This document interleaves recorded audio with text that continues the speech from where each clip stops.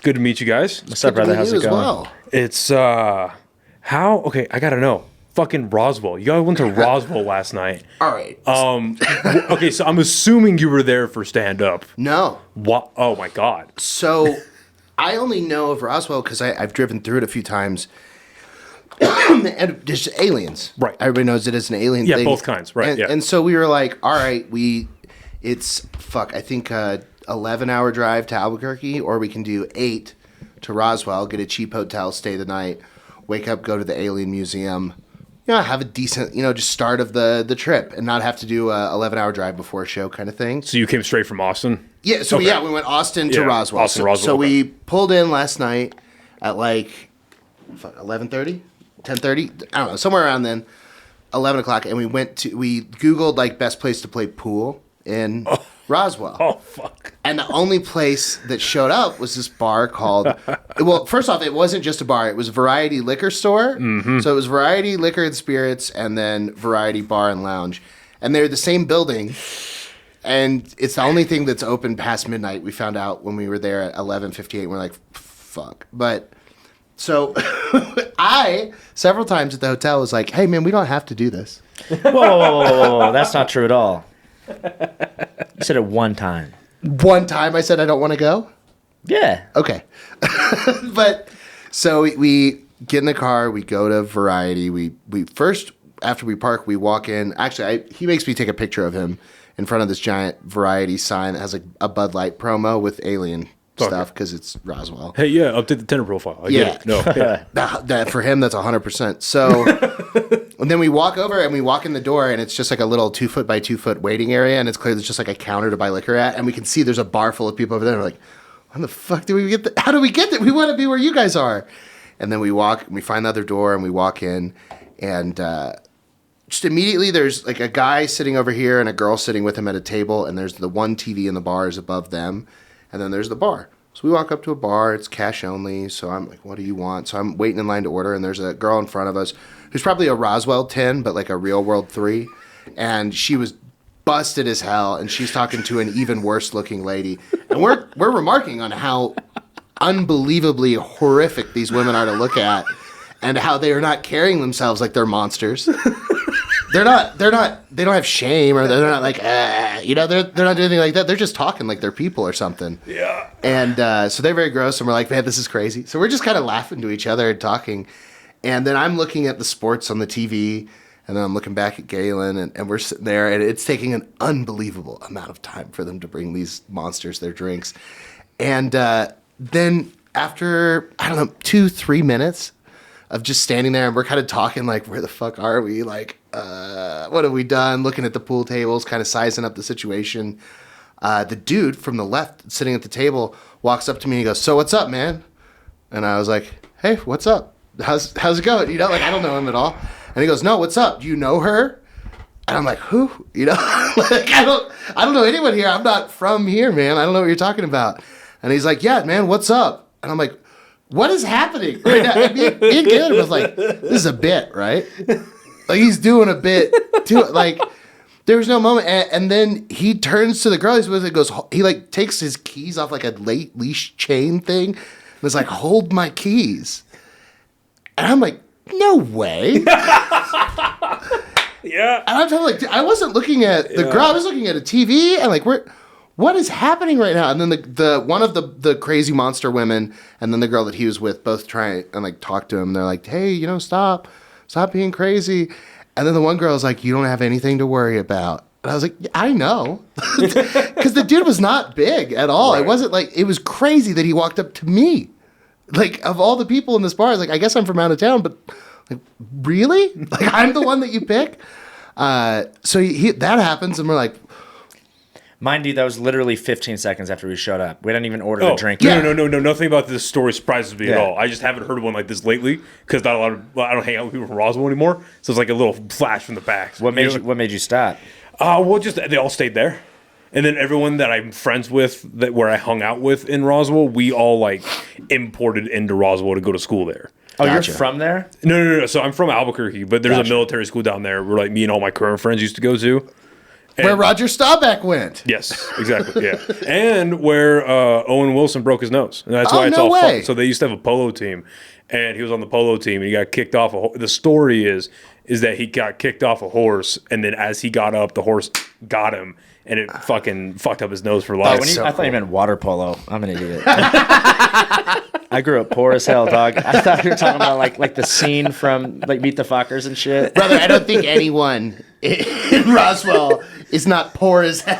Dude, you just said they were playing polo on fucking horses. This is dude. also like back in the 80s. Dude, this was a bargain horse. And like, I promise you, this was maybe just a really big dog. It wasn't real polo. This episode of the podcast is brought to you by the amazing people over at Chop Chili.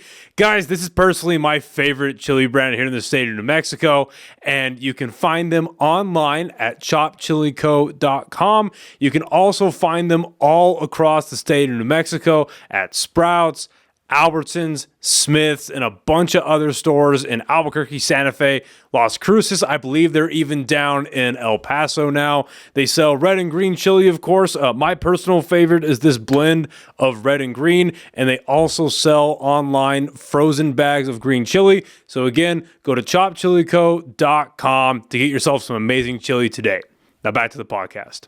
But yeah, so that's anyway. So we all gone there together. Now we're all still friends now. Yeah. And but yeah, like I was telling you before we started shooting, fucking I had gone back there for a year to work, and I had gone to that bar twice. Yeah. And both times I was like, I should never come back. And then I got invited out again by my coworkers. Like, fine, I don't want to stay in my fucking house and read comics all night again. I'll just go. And then it was just worse. I was like, I'm just gonna fucking leave, Dude, and this was just the preamble to the story. This was just how it began. Oh boy. So this guy, like, it de-escalates, and then we order our drinks, and then we go over to figure out pool.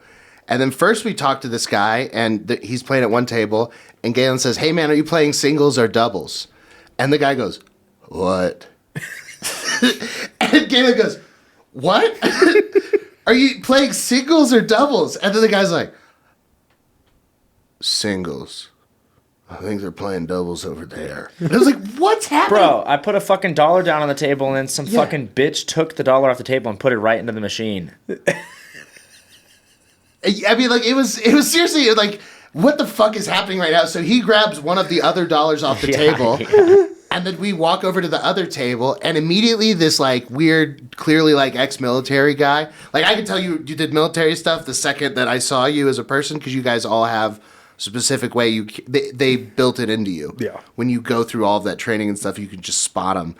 And like, he was one of those guys, and he shook his hand too hard and was too close and made a lot of gay jokes really quick. Shit, did I shake your hand too hard? No, not you. This guy did all of this stuff that was like the stereotypes of it. Right, yeah. And He just called you a fag right off the fucking immediately. Like, I go to shake his hand to introduce myself, and his buddy went to shake my hand at the same time, and he goes, "Oh man, we're having a gangbang already."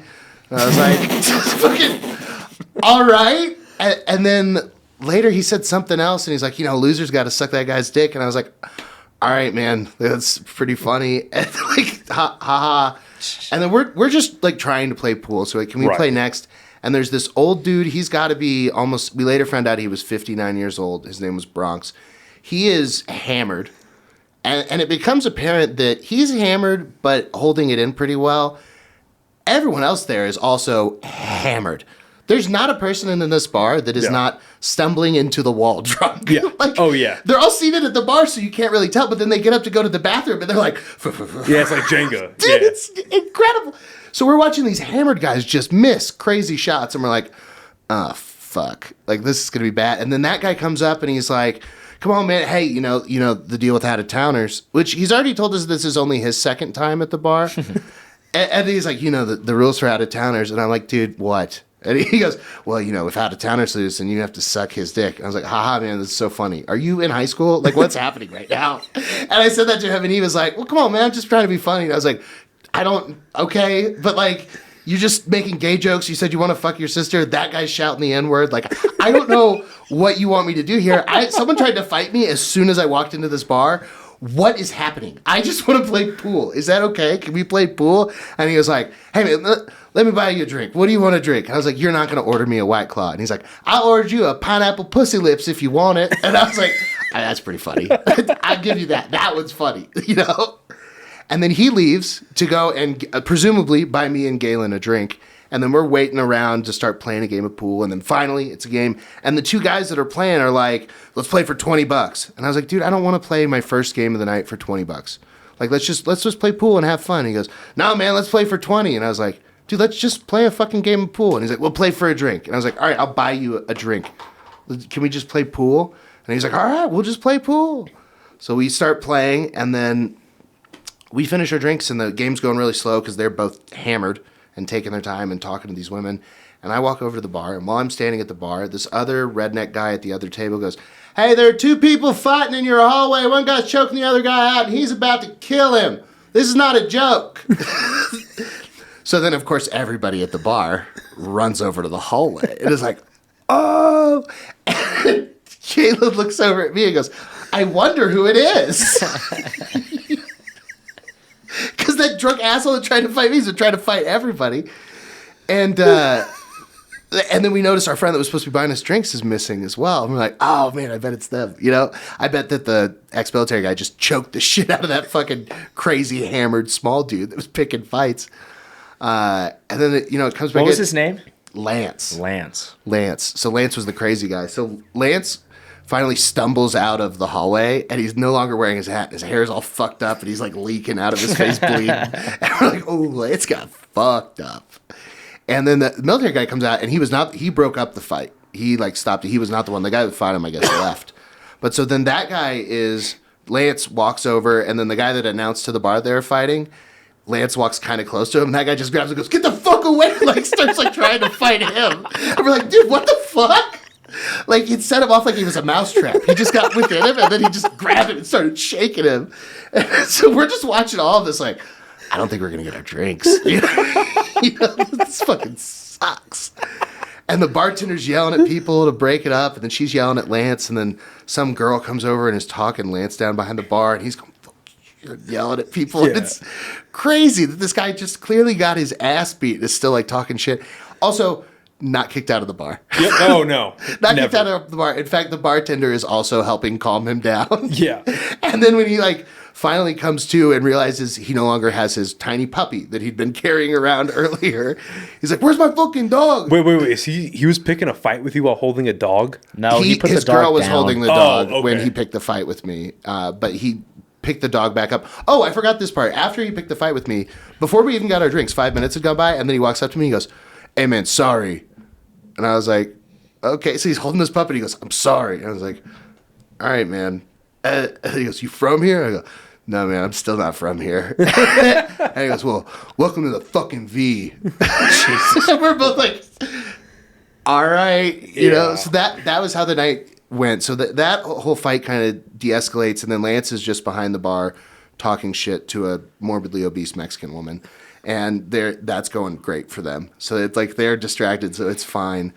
We're back over here, and then there's commotion because there is a woman passed out, maybe dead, in the women's room. Because a couple of women have gone in to use the bathroom and like, oh, someone's using it. Man, how long has she been in? And then like they wait, and then they open it, and then there's just a chick passed out on the floor. Jesus. So that we have a video that's awesome. Galyn, I got a video of Galyn. Galyn is breaking on the pool table, and I'm videoing the bartender yelling, you gotta go. You gotta get up. You gotta get your ass up. Get up. So this girl is passed out. And then the busted monster from the beginning of the story comes over and is like, oh, she's okay. It's like, where the fuck are we?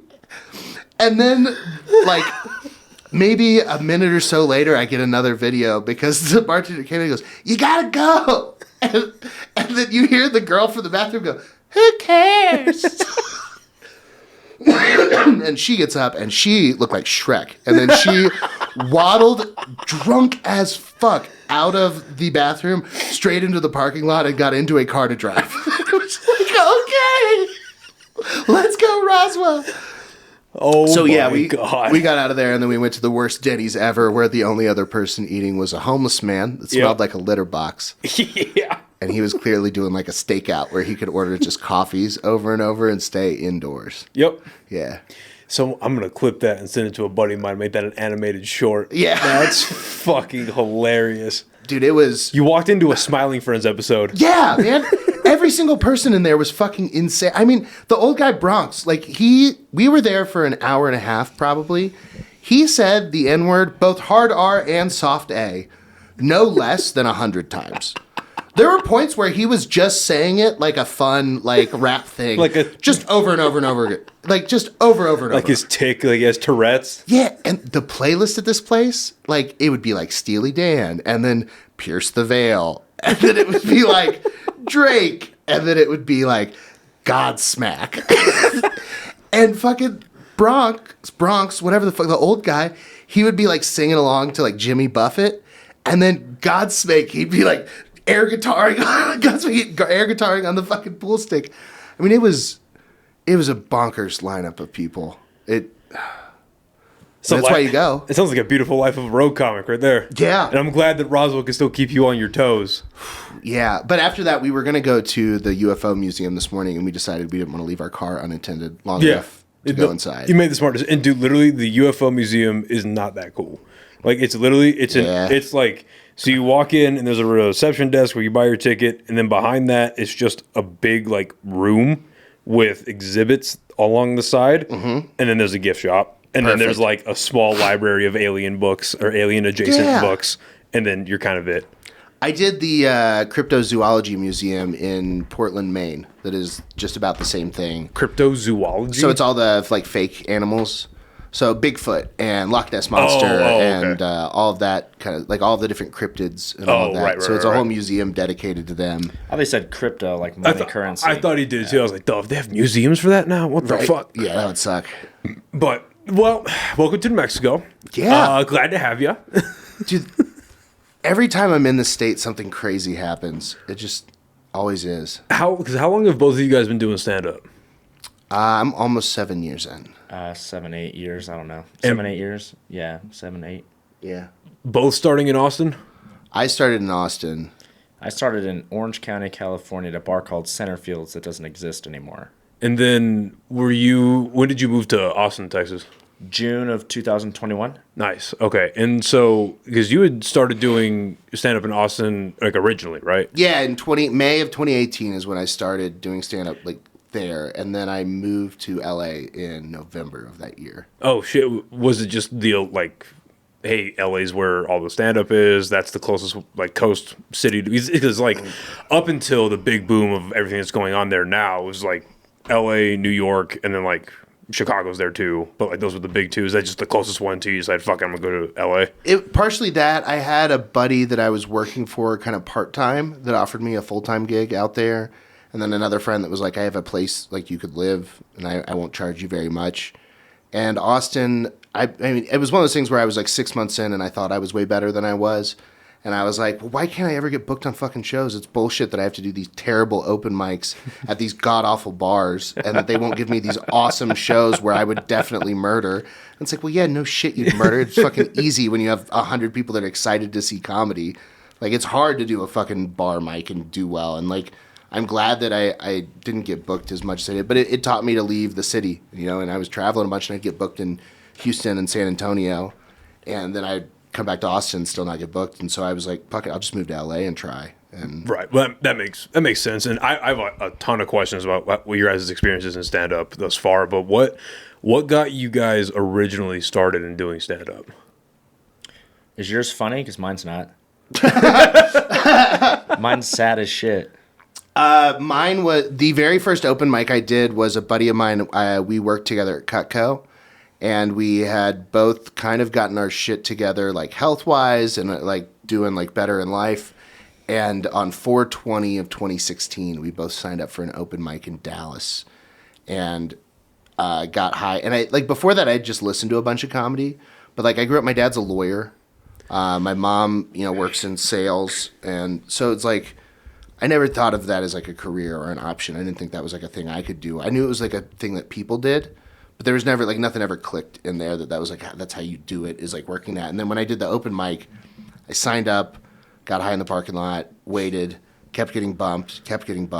I think I went up like 70th or something. I mean, it was a fucking nightmare. I went up at like 1:15 in the morning for a mic that started at like 7. Yeah, it was brutal. They do it in blocks, so they'll have a block of like 12 comics, and they did like 8 or 9 blocks or something like that. So Jesus, I literally was the second to last comic, and the only people that were. I brought like 6 or 7 people, and by like 30 or 40 comics in, they're like, "Yeah, man, we got work tomorrow." Yeah. Like, yeah, no, I get that for sure. And sitting through 30 to 40 open mic comics, that is like Chinese water torture. Well, did you ever do Anchor Bar? Yeah. Anchor Bar in Costa Mesa. It's not there anymore, but it's like the best open mic that's ever existed and ever will exist. I was hosted by this guy named the Cast Man, Evan Cassidy, and there'd be like 250 comics. It was 3 different shows. It'd be a 6 to 8, an 8 to a 10, and then a 10 until 2 in the morning.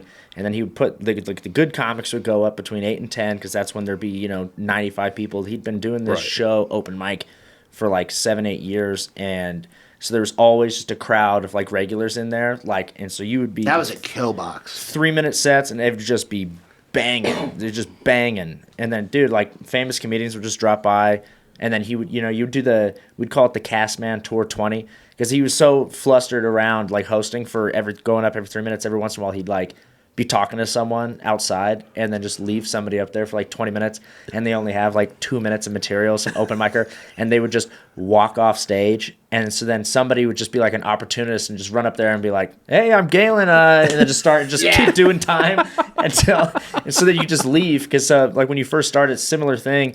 That was the 3rd open mic that I ever did, and I was on the 10 until just infinity sign whenever it ends. And I showed up at 10 with like 5 or 6 friends, and he put me on at 1 because he knew that the second I went up, they would leave. Yeah. And so he waited until the very end and then put me up, and I was like, this is a fucking waste of time. I hope this guy dies. And now we're really good friends. Fuck yeah. And now we're really, really good friends, and I love him. That is fucking 70 plus people. God knows how many people. Like comics would go up like 150. I still have photos of some of the lists. It would literally 3-minute sets for 7 hours. Do the math. It was insane. It was nuts. Good God. Yeah, I don't know. Like, I'm like brand new, like just over a year and a half. Nice. Infancy, like, you know what I mean? And I remember, like, literally last year, I started doing like open mics and shit. I was like, man, I'm sitting here for like an hour and a half just to do 5 minutes. But I like doing this, so I'll stick around. And then I took a trip to Austin last year in May, and I signed up for the Creek in the Cave mic. Nice. The one that's at like the Sunday curated mic. Yeah. And I was there until like 1 a.m. and I didn't even go up. Yeah. And I was like, you know what? It must be a different one than that. It might have been Banana Phone. No, it wasn't. It wasn't? I tried to sign up for Banana Phone, which is I stuck around for that show because Maverick actually told me about that one. He's like, we need to go fucking watch this so shit. Funny. And but I didn't figure out how to sign up in time properly, so I just watched. But it was a great time. Anyway, I think it was a Saturday night open mic there. But anyway, point is, I was there for a long time, didn't even go up, and I didn't get picked or whatever. And I was like, you know what? I am never complaining about an Albuquerque open mic ever again. Because just like last night, I showed up at like 7, signed up, and I was in my car going home at 8:30.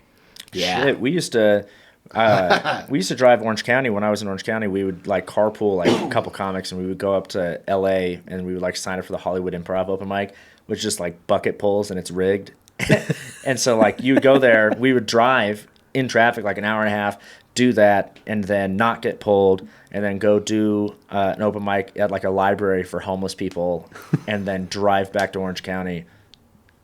Yeah. So 3 hours round trip for 5 minutes of stage time just to watch a homeless guy like steal a couple bags of chips during your set. Dude, me and like the 3 or 4 guys that I was closest with when I was in LA, so we all lived out in the like Azusa, Covina area, which is like 45 minutes from West Hollywood.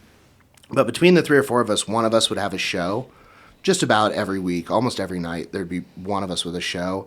But we'd start off at like 4 p.m. and we would go to Fourth Wall in Burbank and do the slotted mics. Was that like a bar or an actual comedy club? Oh no. It is neither of those things. It is a third scarier option. It's literally just a room. Brother, it's what you would expect from Albuquerque, honestly. So it's at the end of a shitty strip mall. There is a 7-Eleven that is not a gas station, it's just a convenience store.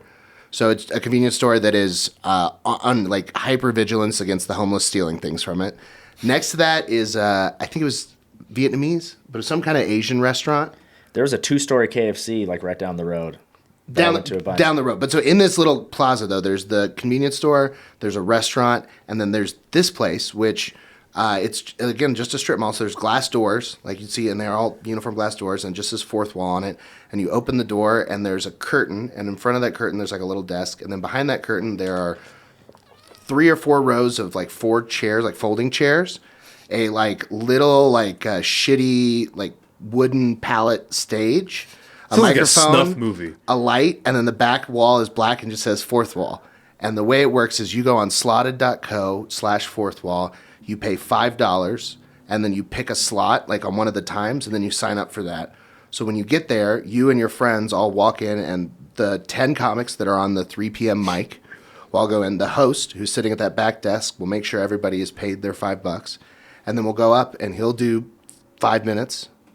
And then the next comic goes up and does 5 minutes, and then you all 10 of you do your 5 minutes, and then it's over, and then you leave. So we would do 3 or 4 of those, and then we would go to a show. So you'd be spending $15-20 every day to do these mics because you didn't have to wait 3 fucking hours. Because there was another mic on Sundays that was really good that Zach Vile ran. I wish I could remember the name, but he had like a live like stand-up bass guy that would play behind you. It was super fun. But you had to sign up at 5:30, and it didn't start till like 7. So you wouldn't get up till like 8:30. So you'd be there for 2.5, 3 hours just to do 3 minutes with a cool band behind you because there'd be 20 people there. Right. It was like, that's the most coveted mic in North Hollywood. How long were you in California for? 2 years. 2 years? Yeah. What made you want to go back to Austin? COVID. That's fair. Yeah. That's fair. Why? Because I would imagine it's like, well, everything's open down in Austin. Yeah. And that's where not all the opportunity is, but it's like there's the only opportunity there because you figure Nevada, where my buddy lives now, that had that poster, he's working in a hospital the whole time. He still does now, but he's know how fucked up Vegas was. Mm-hmm. And then New Mexico, I mean, there was comedy still growing here, but we were locked down. We were one of the most locked down states in the fucking country. So yeah, Texas.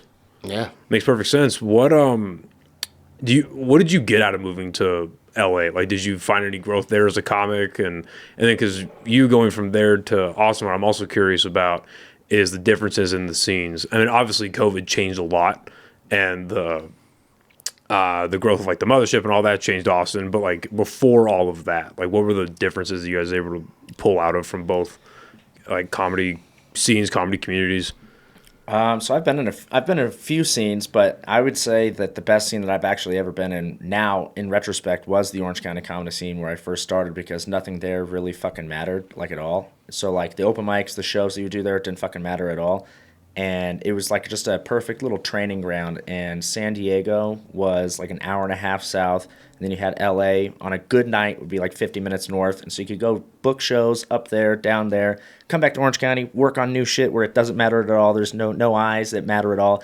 Go back up to LA, do the Hollywood Improv open mic, and then get seen by the booker. Go back down, work on shit that doesn't matter, get better, and then go down to San Diego, get better, and then go up to LA and get seen by people. And it was the perfect spot. And then it kind of died off, but the Orange County comedy scene is way better. And then in LA and Orange County and even in San Diego, the people that would like book shows and had like the producers and stuff that would also be at the open mics. And so if they saw you have a good set, I book shows and stuff. If I saw someone have a good set, I'd be like, hey dude, are you free tomorrow? Or even that night, Saturday, come do my show. That doesn't really happen in Austin. There's not really like a ladder for success. The open mics in Austin, I actually haven't been to one in a minute. It's almost pointless. What do you mean pointless? There's no ladder for success.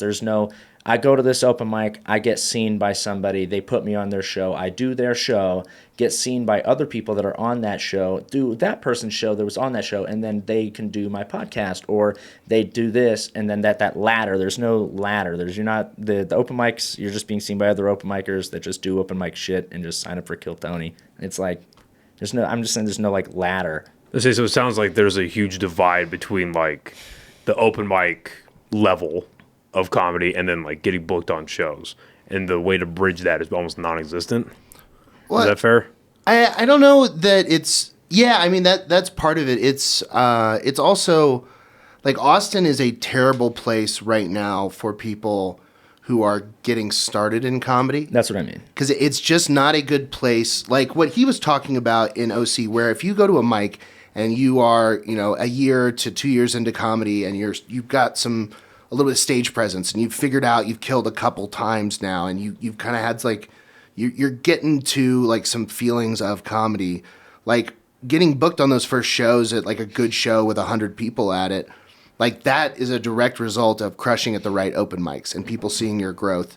In Orange County, it worked that way. And even there were pockets of LA. That's why I loved living where I lived in Azusa, because I could do some of these Covina shows. And there were places where it mattered. And there were eyes looking at you that could put you on stuff that mattered.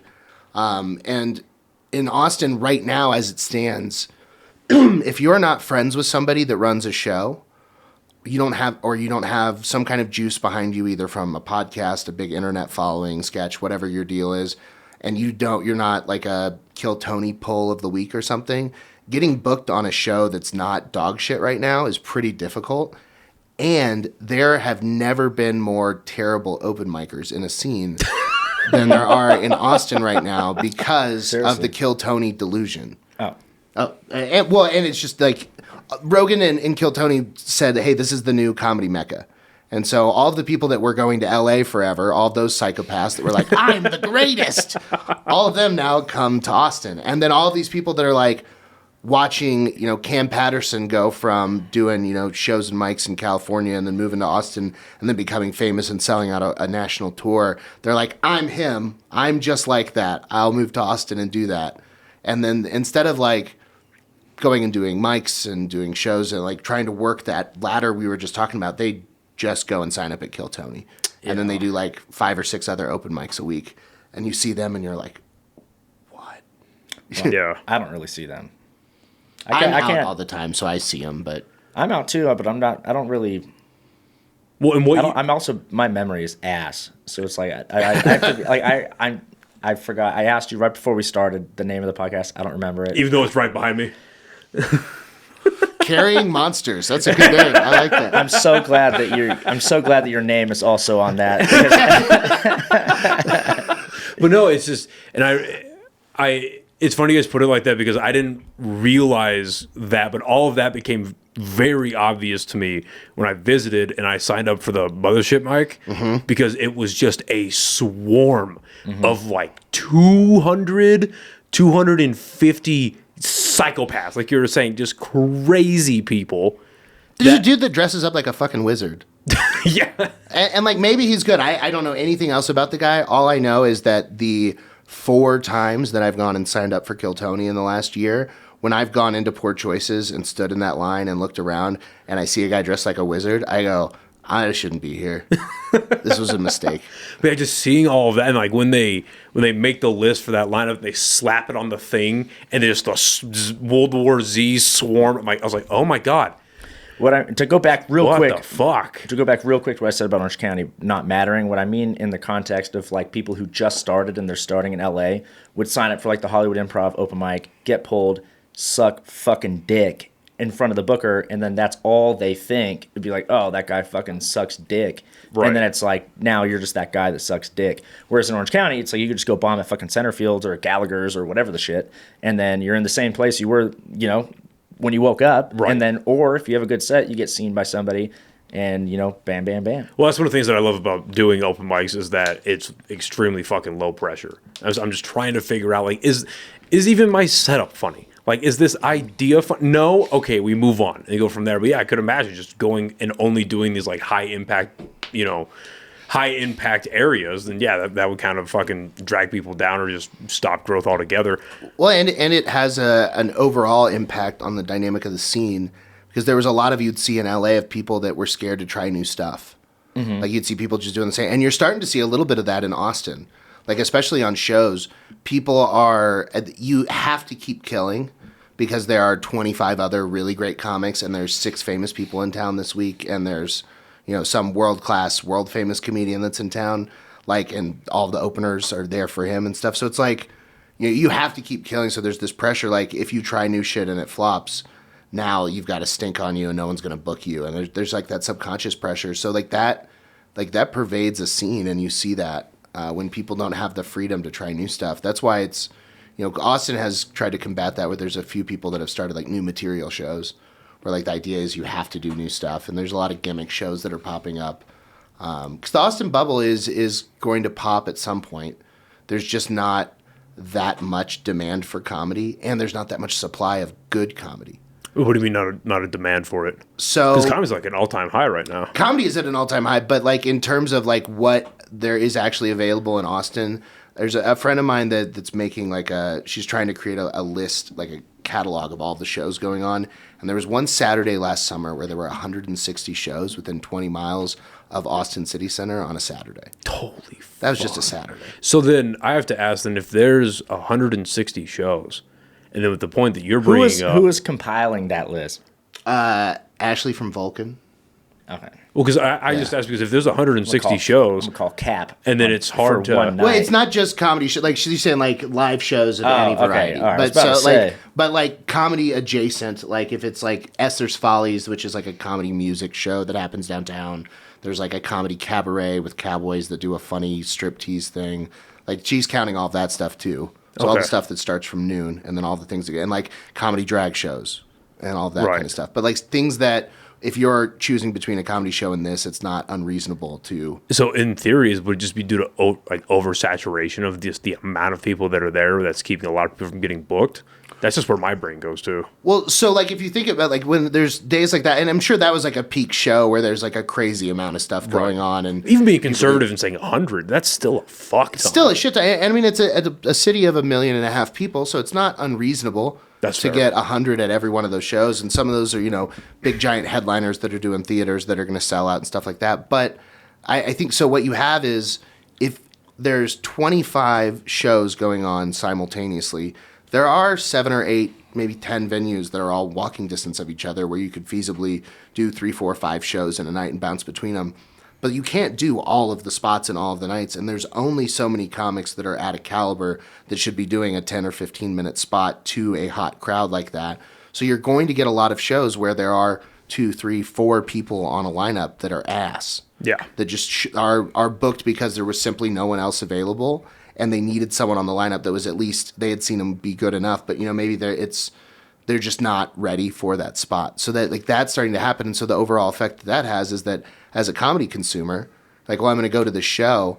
Well, it's like not only have I never heard of any of these people, like the last 3 shows I've been to, like it's been just guys talking about their dicks for an hour, and it sucked so bad. And then there was that one funny person, So it's really interesting the way that it ebbs and flows, Right. And so in your guys' personal career so far, when did you start? This is something that I'm thinking about a lot recently. Is when did you start to figure out that I do have a solid tight 10, 15 minutes that I'm comfortable with, that I know will work in most rooms, and it's a reliable set. Well, how long did it take you to formulate that? And was it a build up to I've got it, or was oh no, I have it now? I'm also a little fucking stoned right now, so the train of thought is fucking everywhere. Good.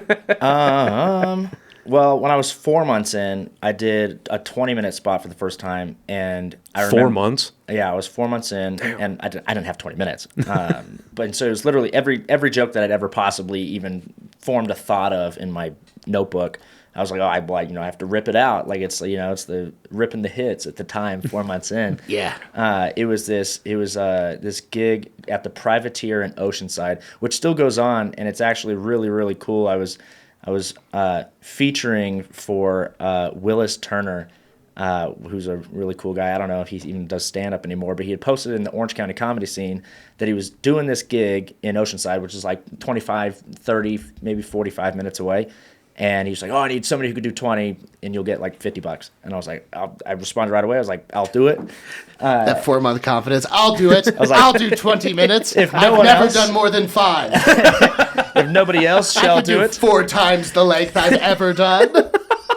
And that's why I love Galyn. I went and I did it, and I had an amazing set. It was amazing. Oh, no shit. posted clips from it, and then everybody in the scene was like talking shit. They're like, "You had no business." Like just jealousy of like, why didn't I respond to that? Because it was a sold out crowd of like 250 fucking people, and it was fucking, dude. The crowd work was like on point. I was like, even to like right now looking back at it, I don't know what the fuck I was on. Like it was like, how did I do that? I don't understand how I did it, but that was like the first moment where I was like, oh, I can do this. This is. I mean, not fucking easy, but I was like, oh, shit. You know, it's not as hard as some people suck dick, and you see that, and you're like, oh, man, comedy's hard. Yeah. It's like, it was, you know, and then it's like, oh, those people are just ass. I can do this. And it kind of opened up my perspective.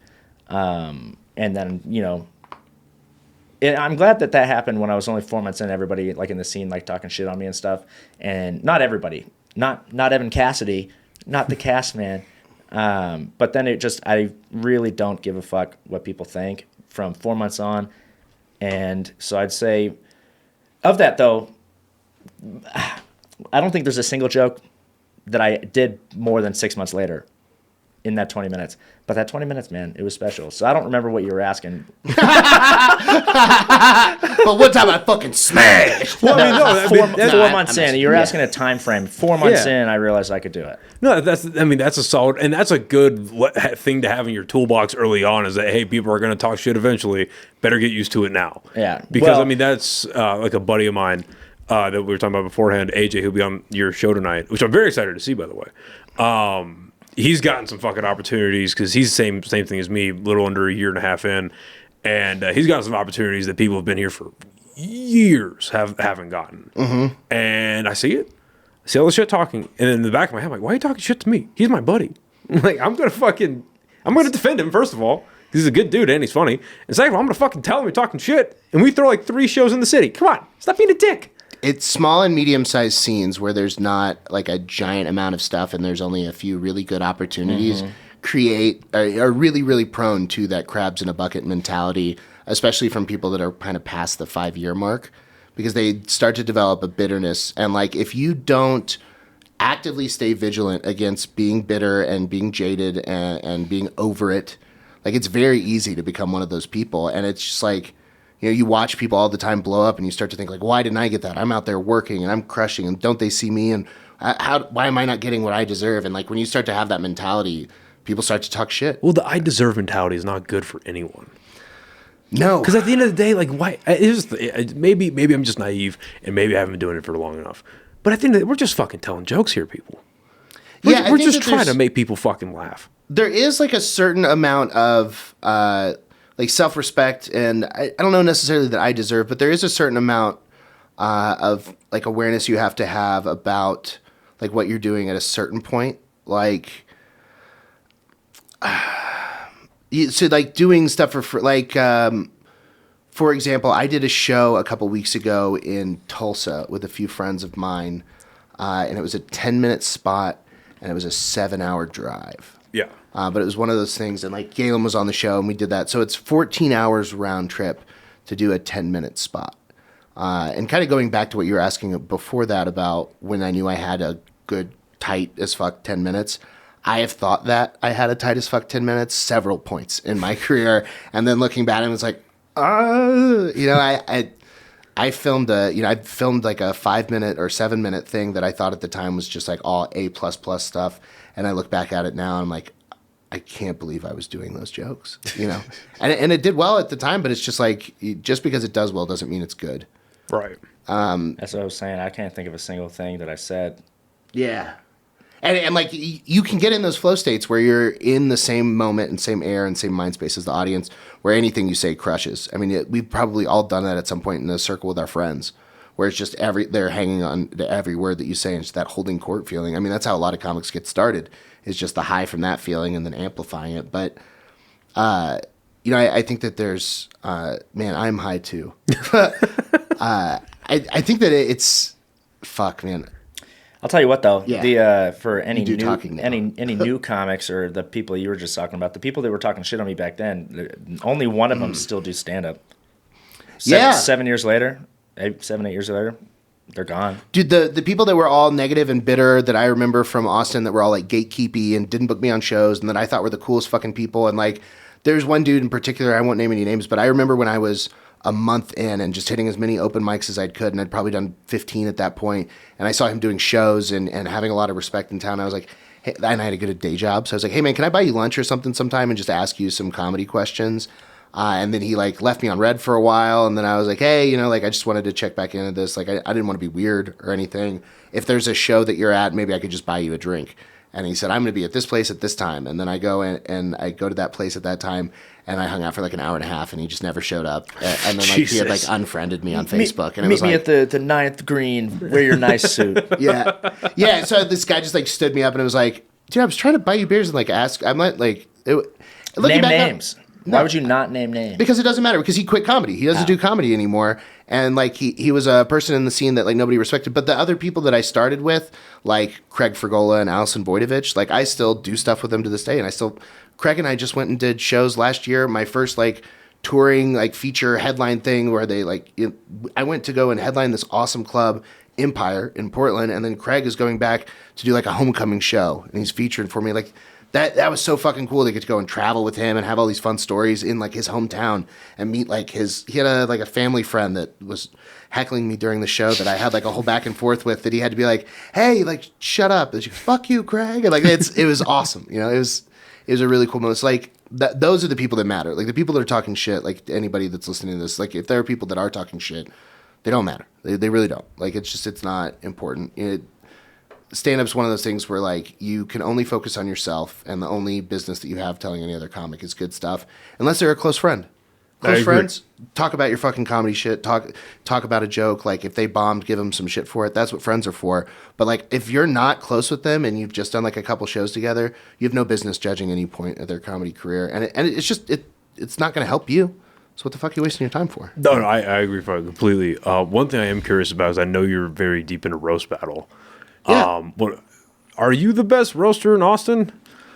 I'm up there. One of the best? Yeah, I'm up there. I beat everybody. What got you into roast battle? Except a guy that's dead that killed himself, so I can't roast him. But wow, rematch. he's like, Fuck you, Nick. That's why he did it. Yeah, you son of a bitch. You beat me and then sent yourself to hell. I'm supposed to fucking come down there.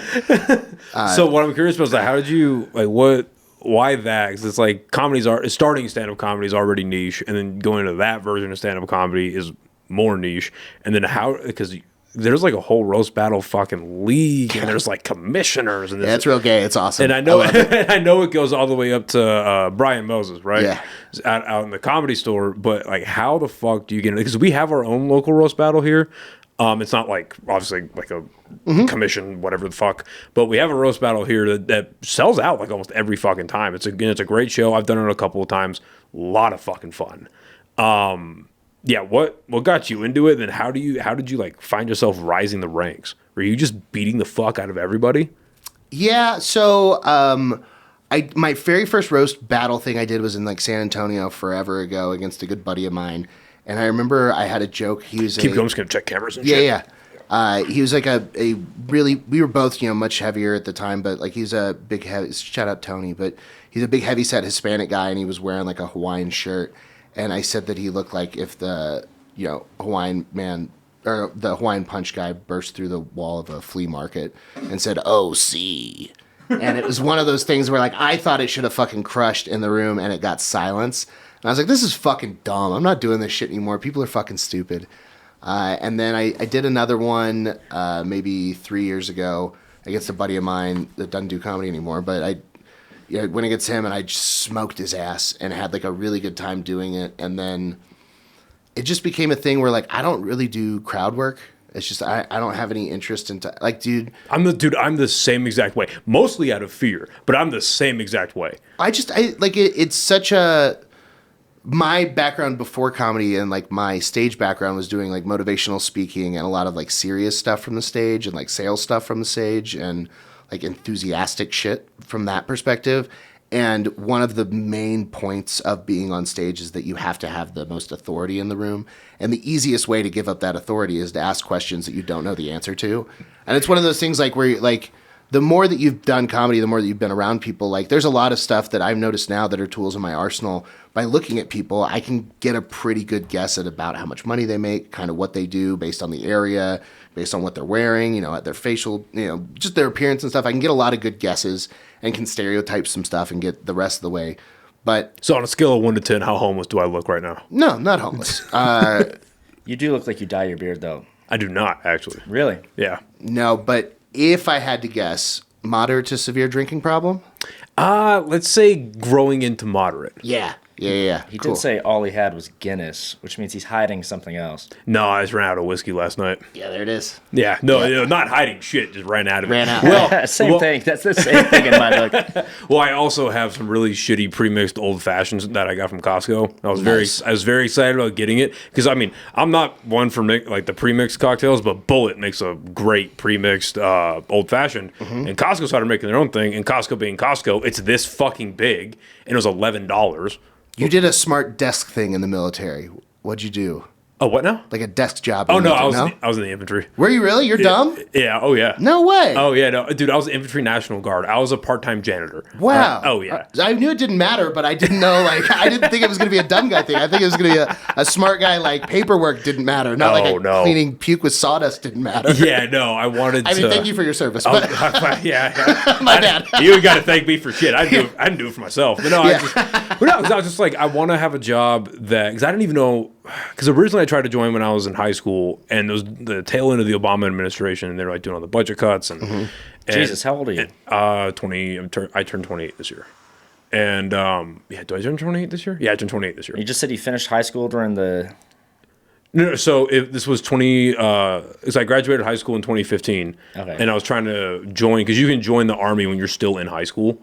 Okay. And I was trying to join like the tail end of 2014. I'm a jackass. He was thinking Obama was like 2008. Yes. And he was like, that's Mike's age. You're not 28. Yeah. Stop lying. Yeah. You dye your beard. I wasn't wrong. Yeah. That's what was going on in Dalen's brain.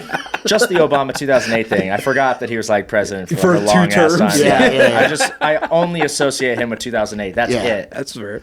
But yeah, I have fucked up eyesight, and the doc was like, well, you could either try to do this with a waiver and they don't accept you, or you can just fucking go to something else. I was like, let's do something else. Did nothing. I did end up joining under the Trump administration where the floodgates were open, and they're like, yeah, we'll take everybody. Yeah. So I joined up then, but I didn't understand, I didn't know, do I want to do it as a career? Do I still want to go to college? Whatever. So I just did the National Guard, and I was like, I just know that I don't want to think. Yeah. I know that it's going to suck. And looking back on it, there's like a stereotype about the recruiters lie to you. Yeah. Well, I had a fucking kick-ass recruiter. And he was like, I know you want to do the infantry, but we have a job open, and this never opens up. We have a job for an X-ray tech. The Army will literally That was the kind of shit I was talking about. Desk job. And because the guy was like, you have crazy good scores on your ASVAB and GT or whatever. See, you're not dumb. And let's go. Yeah, we'll see. My guesses are good. Well, thank you. It's vindication. All right. But he was like, yeah, you can fucking do this job. Yeah, you'll be gone for 2 years because of the schooling, but the schooling is free, dude. It's fast tracked. All these certificates transfer to your civilian life. Yeah. This is, you should really, infantry will always be there. You should really do this. Yeah. And I was like, nah, bro, I want to do the infantry. Damn it. Yeah. So it's like I don't Fuck, you are dumb. I was wrong. Yeah, no, I'm retarded, dude. Yeah. And so I was just like, I look back on it and I'm like, I don't regret doing being in the Army or anything like that, but I do wish sometimes, because there's a lot of fucked up, stupid things that happened, and there was also a lot of fun things that happened. And I was like, a part of me wishes I went, because I would be not in the fucking money hole I'm in right now. Yeah, dude. I've been making buku bucks, but then also... Yeah. But you probably have a cool pill problem. Yeah, probably. All the X-ray techs, have a cool pill problem. I'd have a sick pill problem. I probably wouldn't have started stand-up. Yeah. Well, because you're comfortable. Yeah.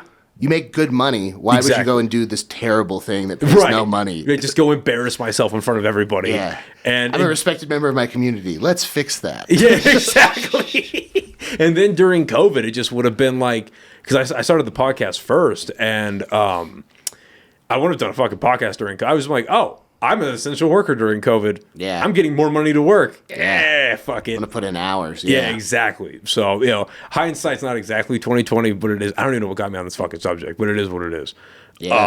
roast battle and shit. Oh, roast battle. Roast battles. So how do you so I start, don't like- do crowd work. So I started Yeah. doing that, and then I got pretty good at it, and I started beating people.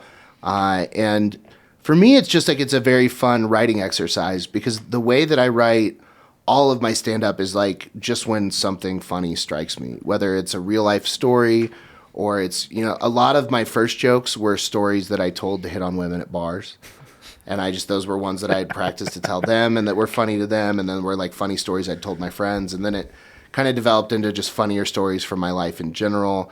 And now kind of the place that it's gone is jokes about things that I just find interesting and funny in the world in particular.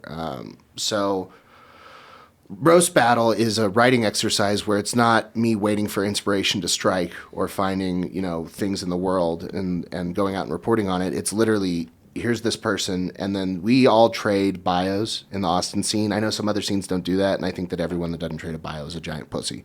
So what is in this write-up? So, like, in my bio, it says, like, my parents got divorced when I was 2. I grew up in a rich town called Southlake. I grew up rich. I'm poor now. You know, I was a motivational speaker. For a while, I did vape competitions, you know. Vape competitions? I did vape cloud like the shit where competitions. you make like the best cloud To see or who blows whatever? bigger clouds. You stand back to back with another grown homosexual, and you both see how big a cloud that you can blow.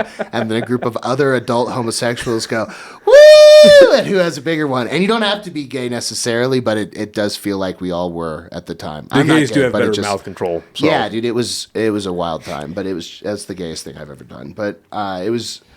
So I share all of the things that are fun to make fun of it. Like I got married during the pandemic and then got divorced, 2 years later. And like I had all these, I've done a bunch of dumb stuff. And so it's like all of that information. Just that give people, them ammunition. To, exactly. To give them stuff to write about me. Like I have a bunch of dumb tattoos. I used to have like a Xanax problem. I smoke a bunch of weed. I got arrested for weed and got a felony that I had to hire a Jewish lawyer to get me out of. Like wait, what?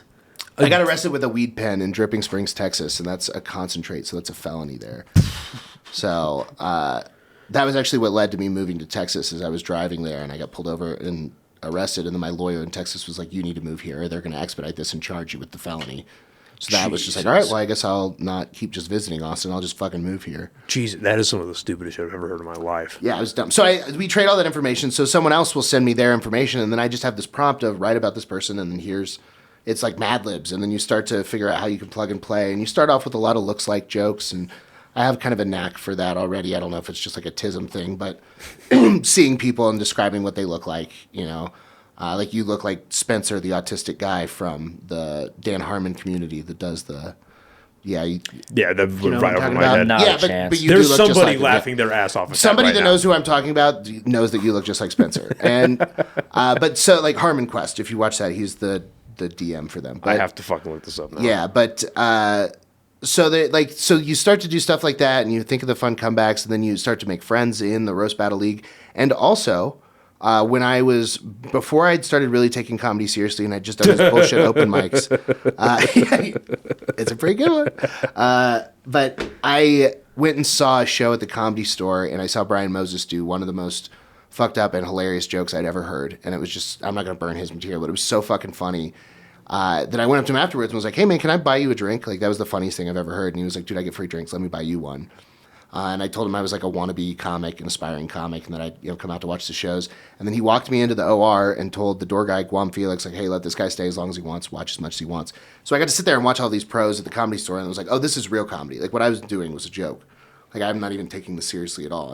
And so like having Brian Moses be like such an inspiration to like actually start doing stand-up, and then having the opportunity to work, in something that he created, it's been really cool to beat people and then, eventually be doing official roast battle stuff that he's hosting, where he's the one bringing me on stage, and, getting to roast him back a little bit has been like really fun. And then I've just had like a bunch of battles where I did really well and had a few clips. And I think the moment that really broke me into roast battle, just as a scene as a whole, is there's a guy named Joe Urell who has cerebral palsy that's from the Orange County scene. He's this guy, and he's in a wheelchair, and he's kind of he's very upset at some places for not being accessible right now, and the way that he has handled that has been very terrible, and he's made a lot of crazy threats at people and has gone off the deep end. And attacked people. Attacked people. He's a bit of a psychopath, but at the time he was a very respected roast battler, and I battled him at Jam in the Van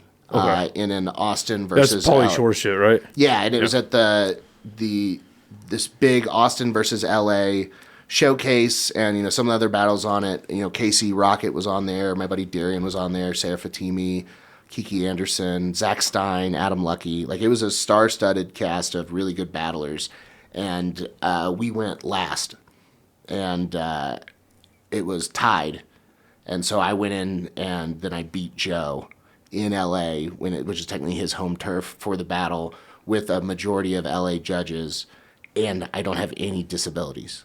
Like, I'm full, all my shit works, and I beat the fuck out of this guy in a wheelchair verbally, and that's difficult to do in a place like LA that's woke and sensitive. Is there a joke out of that stands out to you? It's like, oh, that might have been the final nail in the coffin. So yeah, so the thing that ended up, there was a clip from that ended up getting like 6 million views, and that was what like really blew me up. It was their most viewed clip in roast battle history at the time, and it was me saying that Joe's really good with kids. That's why his hands are always doing little bunny foo-foo.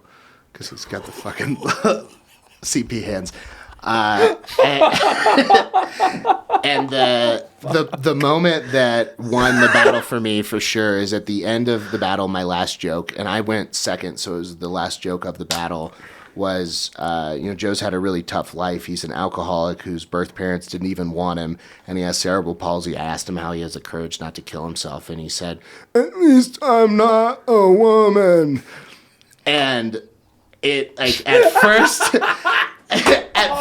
everybody was like, "Yo, what the fuck?"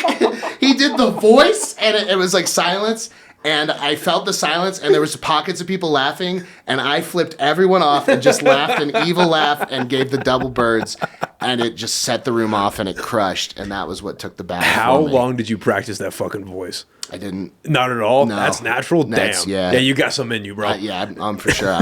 The spirits move me, I got a little bit of downs in me, but it was a really cool moment. So from that point forward, it was like, I knew that it didn't matter who my opponent was or what kind of stage I was on, I could do well. And then I lost a couple at Mothership battles where I was headlining, and I lost to Francisco and Rincon, and he beat me with personality. It wasn't even the writing. It was just, he was so charming and likable on stage that even when I was making fun of him, they were still liking him more.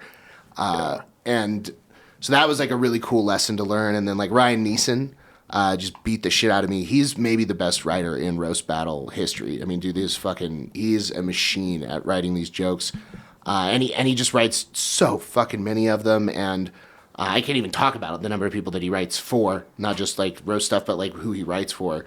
So dude's an unbelievable writer, and he just outwrote me. I mean, it really was every joke that I had for him, he'd written an unbelievable rebuttal. That's a great segue, because I wanted to ask is, in your guys' opinion, obviously it applies a lot to roast battle, but when you're doing topics whether it's disability, talking about disabilities, talking about race, gender, whatever, there's a difference between you tell a joke and it comes off as racist, but then you do it well and it's racial. You know what I mean? It's it's just about the topic, but it's funny.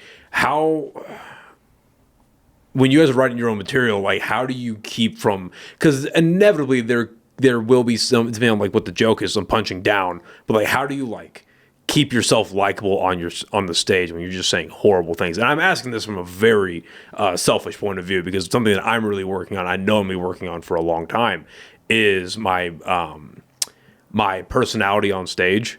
And he's I don't worry too much about with stage fright or tripping over my words, and I'm decently charismatic on stage. So it's if I start talking about more dicier issues, it turns less from, hey, we're telling comedy, to, hey, join my cult. You know what I mean? So it's how do you keep from making it not overtly, you see what I'm trying to ask? Yeah. To where you're not punching down on a group of people. You're not trying to make fun of people. Well, I mean, I don't think I have any Indian jokes. You're not I don't know.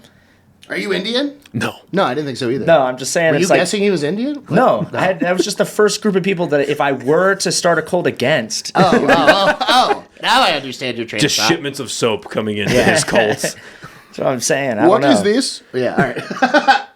I don't think either of us really make fun of a group of people or anything. But I'm saying, racial versus racist. I'm like, I don't know. I don't think anything that I've ever said on Well, stage I'm just using would just be that- portrayed as racist. Right. Well, I'm just using that as an example where it's like where you're making a joke about a sensitive subject. How do you keep yourself likable? Is what I'm I asking. don't. Oh, that's fair. Well, Hey, that's fair. Yeah, he's just unlikable. No, I don't. I no. tell the joke and they either like it or they don't. But I feel like it's easier because the first 20 minutes of my set, I talk about my alcoholic mom and myself. I make people like me already, so that when I take them through this journey of the rest of my set, they're already with me. It's not Right. like a.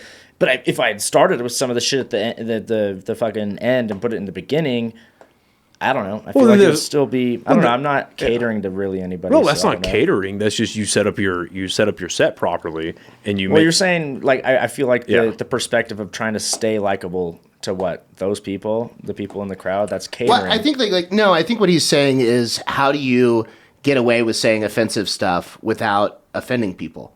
How do I say that this crippled guy has little bunny foo-foo hands and them not be like, you can't say that about him? Well, it's because that was a roast battle and he already So- said 50 fucking things about right. you. Yeah, so I think that that's one thing that people like. So one thing I really like about roast battle and that I enjoy about it is that a lot of the work part of stand up with actual comedy is when I have an offensive premise or a joke that may be upsetting to people, is figuring out how to make that palatable and figuring out like making it palatable. That's Yeah, what I'm trying. like- Because I'm not worried. That's a better way to put it. That's a perfect way to put it. Yes, because I'm not worried about like offending people or worried about making people upset or not like me. I want my train of thought to be digestible and exactly palatable to There the you go. audience. Yeah. That's a perfect way to put it. Thank you. So yeah, like I think like you have to do that and you have to be diligent in that in stand up because I got some really good advice from a guy when I was 3 or 4 months in. I had a joke about how much I hated Ethiopian food and I didn't think people should be making a cuisine if they don't even get much food. And it was like I had a bunch of like punching down on Ethiopians for being poor and starving jokes. And it would get a couple of laughs sometimes, and at late shows with drunk rowdy crowds, they would laugh because they were fine with it or like they were already warmed up to that idea and they knew that it was a joke. But there was a lot of times it would get groans.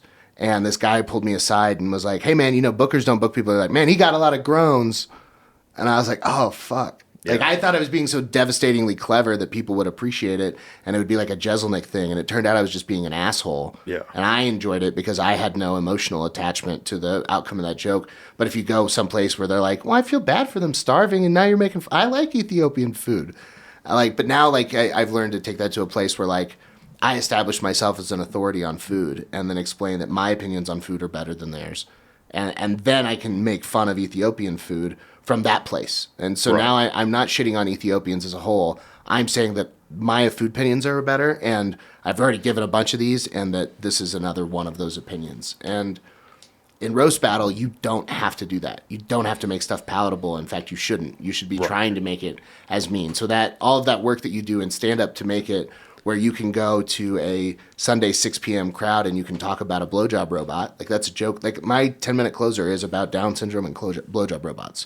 So, like, that's a difficult thing to talk about in some places. And I've gotten booed off of stages and run out of towns before for saying fuck the police and stuff like that. Like, I've made my mistakes, but, like, you learn from that. But when you get over to roast battle, you don't have to do that. You can just be as mean as you want, and that's half the point. Well, that's what I love so much about roast battle is that I can just say absolutely fucking horrible things, and as long as they're funny, I'm getting away with it because the crowd knows that, like, hey, we're here to just say fucked up shit. Yeah, and it's funnier than it is mean, you know? Well, Yeah. that's what I was going to say earlier about the roast battle thing when you mentioned the swapping information and that some people like gatekeep information and stuff and make you have to like scroll through their Facebook. I think the thing that people forget is that like roast battle is a show first. People pay to see that. So people like, oh, I'm going to be competitive. I want to win this, blah, blah.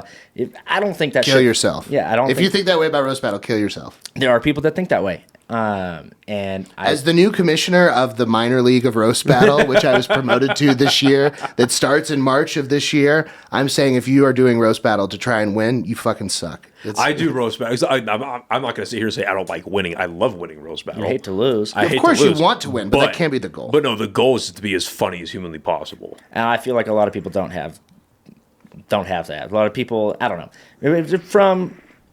So the reason I stopped doing roast battle, I used to do roast battle at the Comedy Store. I went 0-3, and so for us, it was like in Orange County again. they would book that like 4 months in advance, like at the Comedy Store. So we'd get booked. I know who we're battling. So like for the battle with Steve Lardner, for example, who also doesn't do stand up anymore. So this loss I should got be blackout drunk one time and met Steve, and he has a thick Irish accent. And then the next time I saw Steve, I was like, why is he doing an accent? And he was like, because he talks like that. I was like, no way, I met Steve. He doesn't have an accent. But this guy's from Ireland. Like And fully from there. And I was so black, I was like, Steve he doesn't talk like that. What are you talking about? Yeah, sorry. Continue. And so I remember we met up at the Coffee Bean and Tea Leaf and fucking swapped information for like an hour. And then we wrote for like 4 months. Like we put our own stand-up on pause pretty much, wrote for 4 months. Because for us, in our perspective, back then, this was what, like 2018, 2019, we'd be like, oh man. And this is when like Jeff Ross would be at every roast battle judging, every single one of them. And there was no, as far as I know, there wasn't any leagues or anything back then. No. They kept records. It was just this. And there was power rankings. There was like a full website, write-ups, everything. The Comedy Store would post your shit. Like it was like a legit thing. And there'd be 5 battles of the night, and then there was again like a ladder. There's stuff that you could even like get out of it. Whereas so like we wrote for 4 months. The battle I ended up losing. It went into like double overtime. And then Moses was just like, he's got an accent, so we're just gonna give it to him. And I was like, well, no, this fucking counts on my shit. And so, but then after that, then I think her name was Sarah. She started booking me on the pre-show. And so then instead, I stopped doing the roast battles because I did 3 of them. You would write for 4 months, put your own stand-up on pause pretty much, just because you wanted to do well. Like you didn't want to just go up there and half-ass and eat shit. And then it's almost like a dancing duet because on one of the battles, Kenon was battling this guy named Wayne Broadway right before me and Steve went up. And Kenon fucking destroyed Wayne. And like destroyed him, and he thought that it made him look good, but in reality, it made them both kind of look bad. And because it was like I forget what Jeff even said about it, but it's like, this guy clearly didn't prepare, and it's like you almost needed to help each other out, like the information swap, do something, actually try to write shit. It's not, it's the Comedy Store still. Like just because you think it's roast battle, it's the Comedy Store. You're not just going up there half-assing it, and then the pre-show would be 12 people doing 5 minutes as they're just seating people because people just show up whenever and then get sat, and it's a sold-out show and they already know they have a ticket, so they can just show up whenever the fuck they want. And it's LA, so people just act like that. Yeah, true. And so I don't know where I was. The thing I was saying is that people need to realize it's like a show first. Like your record doesn't matter even if you think it matters. Just share that fucking information. It's a show because if you destroy that other person and they just suck dick, it almost neutralizes your own shit. You want everybody to do good. Both you guys battle each other well, and then maybe you win at the end or you lose at the end. But it's still a show. You're performing for the audience that paid to be there. No, that makes perfect sense. And maybe it's because like Albuquerque's comedy scene here is so tiny that like everyone pretty much knows everyone. Like it's slowly getting to the point where like every month there's maybe like 4 new people, 3 new people at open mics every now and again. Like I kind of been both because of just working on this, and then I just moved into this new place, and then just work and honestly laziness a little bit. I've been kind of slacking on open mics, but I went to one last night that I normally go to, and there was like maybe 5 or 6 new people I'd never even seen before. I was like, oh shit, okay, this is neat. But most of everyone knows everyone's, so I don't even think it's even been a thought in people's heads to fucking swap information because we all kind of know each other. But but it makes for a better show. You're completely right. It really does. I've always been against writing with each other. I know that's like some people do. I don't ever write with my opponent because like I do want to win. Right. So I want my stuff that they're hearing to be it for the first time. But I do trade the information, and I'll always answer any questions. Like, if they're like, hey, tell me more about your parents. Like, well, what do you want? And I'll tell you anything. I don't do anything off limits. I understand some people have certain emotional triggers that like I've kind of come around on that to a point where like some people have specific stuff that's off limits where it's like, okay, I understand why. I won't talk about your rape. Fine. Yeah, no, that doesn't. No, fuck you. You don't get to rape me just because you got raped. You're not gonna rape my fucking jokes just because I do not consent to you taking that off the table. But man, I don't know. The roast battle is. It is really about like that dance between the two people and those rebuttals and the timing of it and like Like that battle I did with Francisco was such an incredible one because we both had so many rebuttals in the moment for each other. And I think that's another thing is that like there are two sides to every battler. There's the offense and there's the defense. There's how well do you write? You know, like how good are the jokes that you're actually telling? Like how creative are you? How original are you with all that stuff? And then the defense is like how much is there to write about you? There's some people that like just don't have that much, that aren't like that visually interesting, or don't have they don't talk funny, they don't look funny. Like if there's not something that's like a good hook to write about them, then their defense is really high, which is better for them in winning, but it's also harder for it to be a good battle. I've had, the worst battle I've ever been a part of was not because me and Nat Rogachevsky are bad roast battlers. We're both great battlers and very funny comics, but we're extremely similar. I'm just him if he kept doing drugs. We're overweight white guys with a bunch of tattoos that are more confident than we should be, that somehow pull above our weight class. Like we just have that in common. And then he's Jewish, I'm Catholic, he's sober, I'm not. Like that. And then like those are like the differences between the two of us. So those things to harp on, like, because that's the deal is if you're both fat, making a fat joke.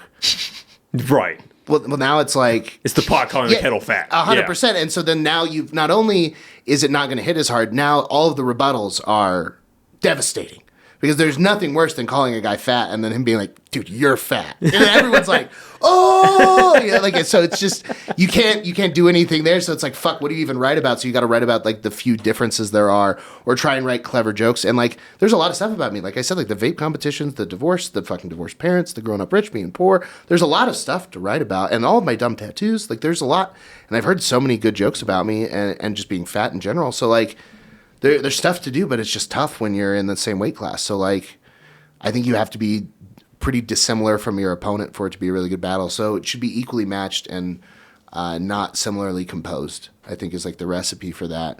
And that's what makes for the best battles. And those are the ones that have all the biggest fucking blow-ups online. Right. And the things that actually do stuff for people's careers. It's like, isn't that the fucking goal of all of this?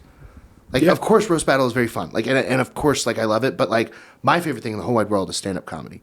So everything else I do is to serve being able to do more stand-up comedy. If I crush it in roast battle and I have clips blow up on there and I get fans of that, I can sell tickets and do more shows like this. Yeah, I want to say that's the whole goal. I want to say it's the beginning, but like, congratulations on the fucking tour. That's neat. Thanks, man. That's fucking sweet. It's a fun feeling to have had enough things fall in place and met enough people and done enough work where there's enough clubs and people and stuff going on. Like I'm headlining my first festival, and that feels fucking cool. And it'll be a week after my 7-year anniversary of doing stand-up. So it's like, man, shit's, coming together. And like on my 7-year anniversary, I'm going to be headlining a weekend at a club in Colorado that a guy that I've been, kind of mentoring through Instagram, and just like a dude that reached out through a friend of a friend that just asked for advice when he was starting in comedy. And I just like was brutally honest with him and was like, dude, it doesn't fucking like, I'll watch your set and I'll tell you stuff, but my opinion about your set doesn't matter right now because you're so new. You just need to go and be getting your reps in and start writing and figuring out your voice. Because for a while, you're just going to be imitating who you like until you figure out who you are. It's like, go and get those, and don't focus on figuring out how to sell tickets. And he's taken some of the advice and he's ignored some other. But he started this club, and like, because he's been hustling and working hard and all that stuff, like, he got a call the other day from Stanhope. And just like randomly is connected with Stanhope, and Stanhope found out about his room and wants to come and do it. So it's like stuff like that, the people that are putting all of their shit into the right place, like the universe rewards you, and you see stuff like that. So like the tour is like, I put in a lot of hard work, and I've driven 14 hours round trip to do 10 minutes. And because of that, now there's, people that saw me at that show in Tulsa that will come out this next time I'm there in Tulsa. And so next time I can headline Tulsa instead of just going there. And there's these other cities where I've done that same train, like that ladder that Galyn's talking about. It doesn't end at open mic to shows, like shows to like bigger shows, and then shows to club work, and then club work doing so well that you meet road comics that you get to tour with them, and then like touring and going to cities and joining people on the road and doing so well in those cities that you get fans of your own in those cities, and then being able to do headlining the shitty smaller rooms in those cities, to getting to bigger rooms, to doing smaller cities and bigger markets, and then like that, the ladder never stops, and there's always bigger and better and higher things to do, and like you have to stay humble the whole time too. Like I'm super proud of this tour and it's really cool, but I'm very aware of where I'm at. Like this isn't like going to be like a money making tour. This Yeah. isn't like a, oh shit, Papa made it tour. This is like I called it the never heard of him tour because most of these places I'm going to have to make reels, pay for advertising to have anybody show up to this outside of the work the venue's going to do to fill the seats. If the venue decides to fucking put some work in. And these are all places that are venues that are going to do that because those are all the kind of people that can book me. If it's a club that doesn't do any work and is going to fill seats, they're not going to book me. I'm not going to fill seats. That's fair. But like, I've done some of those clubs and I've worked some of those clubs and I've made good impressions there. And so it's, there's just like a thing to keep going. But like, I just had an opportunity that like, this is the kind of stuff that in like comedy that I tell like comics that are like starting out. That's like the stuff you gotta play the long game for. So 3 years ago when I went to my first Skank Fest, I had a really good time. I met a lot of cool people. And then one of the guys that I met is this dude, Galyn, and he's a super funny Irish guy out of New York. And we do a show together. He's in town headlining the Creek. We had met at Skankfest, and so we see each other then. I'm on the show after his headlining show, The Filthy Show. I go up, he sees me smash on That's the Adam show. Lucky show, right? Yeah, Adam Lucky Show. Yeah, I went and caught that. That was pretty cool. It's one of my favorite shows in town, and I've been fortunate enough to do it a bunch. And so I go and I have like a really great set, and he's like, "Oh, what the fuck? Why aren't you with me this weekend?" And so then I got to tour with him a little bit, and then one weekend after touring with him, which is the result of more work and meeting people, we're back in town and we go to a bar to have a couple drinks, and then I meet one of the guys from Are You Garbage, and we have a good time, and then. This past Sunday, Are You Garbage did a pop-up show. Congratulations before their on tour. that. Thank you. And it was Kevin reaches out to me to book me to host the show because I've made a good impression on a bunch of these shows in towns in front of people that matter that are connected to him.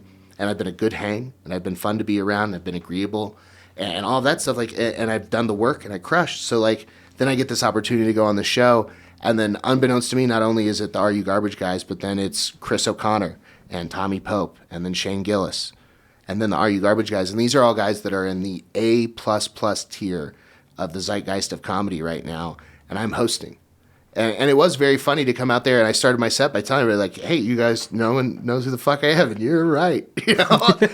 And then I did jokes, and then I did really fucking well. And it was like, man, it's... I'm doing it. I'm doing the thing. I'm not where they are because I watch Chris O'Connor, Tommy Pope, and Shane and Kevin and Foley all go up and do so much better because they're at a much higher tier. So I've got work to do and I got places to go. But like, it's cool I'm getting those swings now because of little bitty things that happened a year and a half, 3 years ago. Like little pieces, they all start to fall in place. And I'm sure that doing well in that show will be a piece in a puzzle that is a story that I tell on a podcast in 5 years from now. So that's the stuff that like, when you get caught up, especially when you're early on, like all of the stuff feels like the biggest thing ever. And it's like a career isn't really made overnight except for the ones that are. And like the lasting ones, there's a lot of pieces that fell into place to make them happen. Well, and aside from the obvious, like amazing parts of that story, as it being a piece of the giant puzzle, you get to look, you're not at that same level, but you look to see what's ahead of you. It's like another like pat on the back, like, hey, you're doing the right thing. Mm-hmm. And out of everything that you just outlined for newer comedians, what's like one of the most important parts to take out of that and apply it to somebody who's like me, like in the first year and a half, 2-3 years? Like, is it the part where it's like you're a good fucking hang, or you're making sure that you're writing it a lot, Just go to open mics, write every day, perform every day, just keep perform doing as much it. as you can. Yeah, because if you don't get better at all, then who gives a shit how cool you are? Yeah. Yeah, there is a lot of people that focus on all the wrong things. And What are the wrong things? Trying to be a good hang, trying to be a good booker, trying to be a good promoter, trying to be the most popular person in town. Anything that's not writing and doing stand-up comedy. Yeah. Everything else is the wrong thing. The only thing that matters is when push comes to shove, how fucking funny are you? Because when you talk to other comics, there's a bunch of these secret words that they use. But if there's a comic that's like, if you talk to another comic and they say, oh man, he's a great guy, that guy sucks ass at comedy. Well, that guy's really nice. Yeah, that guy sucks shit at comedy. And no, I would hate... Good hang. He's a good hang. Yeah. I'm going to kill myself if I'm ever described that way as someone that guy's a great hang. No, I'm a great fucking comic, and that's what I work my ass off to be. And all of that other stuff is just in support of that. But, like, that should never be the attribute that I'm most known for. I can't be the best partier. I can't be the funnest hang. I can't be the coolest guy to be around. I can't have the most bitches, the most money. I have to be the best comic, and that's everything else is just a distraction from that. Plus, you either are a good hang or you aren't. And This is very true. if you're not a good hang and you're trying to force it, someone like me will call you out and be like, "Dude, what the fuck?" It's clear. Dude, if I don't want to be around it, those other people don't want to be around it too. If they've been around it 10 times longer, so they can see it probably faster than I can. If you're either a good hang or you aren't, you should not be focused on that, because if you aren't, If you're a bad hang, you need to be so good at comedy that people don't mind it. yeah, That's really all it comes down to. that's out there. That exists. There's a shit ton of people like that. If you see any fucking divas in any fucking art, there are people that are so good at music that they will let people talk to them like human garbage. Yeah. But it's like I was gonna say Post Malone, but he's notoriously like the kindest person in the fucking world. I'm trying to think of who I've heard is like a giant dickhead on set. But like there are people that are so talented that like they can act that way. And there's people that have green room requests and writers that are just complete fucking divas, but they've earned it because they've gotten so undeniably talented at one aspect of the comedy game that they're selling enough tickets, or they have enough motion, or they are so funny that they can act that way. And like it sucks when they do, but they've justified it. But like all of the best people are the ones that are the fun to be around, really nice guys and really cool, fun people to be around. But like anybody that's like a serious stand-up comedy fan loses no respect for Daniel Tosh just because he's not like a social guy that goes and hangs out and he's probably a terrible hang because he fucking hates everybody and doesn't want to talk to you and doesn't respect you and doesn't care. As well he shouldn't. He's one of the best fucking stand-up writers to ever do it. So it's like he's fine, he built his career. So don't get focused on trying to emulate someone else's career. Just be the best stand-up that you can be. That's the only advice that I would ever give.